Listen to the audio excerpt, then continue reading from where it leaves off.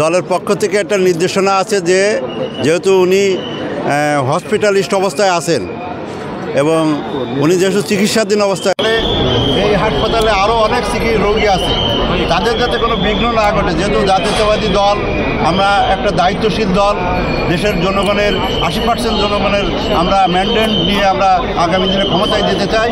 এই জন্য আমাদের দায়িত্বশীল ভূমিকার থেকে আমাদের মাননীয় মহাসচিব আমাদের ঘোষণা দিয়েছেন যে এই হাসপাতাল চত্বরে আমরা যেন এখানে বেশি ভিড় না করি। তবুও যেহেতু দেশনেত্রী বেগম খালেদা জিয়া বাংলাদেশের একটা ইতিহাস, উনি তিনবারের নির্বাচিত প্রধানমন্ত্রী এবং ওনার রাজনীতিটা গণমানুষের মধ্য থেকে তৈরি হয়েছে, যার কারণে আমরা যারা ওনার অনুসারী, আমরা আবেগে ওনার সাথে হয়তো আমাদের দেখা হবে না, কিন্তু আমরা ওনার চিকিৎসা যাতে সুন্দরভাবে হয় এই আবেগ দিয়ে আমরা ওনার পাশে এসে এই হাসপাতালে এসে আমরা অবস্থান করছি। এখানে আমাদের জনগণের সবাইকে অংশগ্রহণ করতে হবে এটা আমরা চাই না। তবু আমাদের হৃদয়ের যে ভালোবাসা আমাদের নেত্রীর প্রতি অগাধ শ্রদ্ধা, সেটার জন্য আমরা এখানে আসি।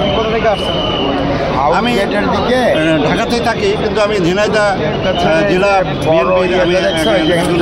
বিএনপির সদর আসনে এবং ওই দায়িত্ববোধ থেকে আমি গণমানুষের পক্ষে, ঝিনাইদহ গণমানুষের পক্ষে আমি আমার নেত্রী খালেদা জিয়ার সুস্থতা কামনা।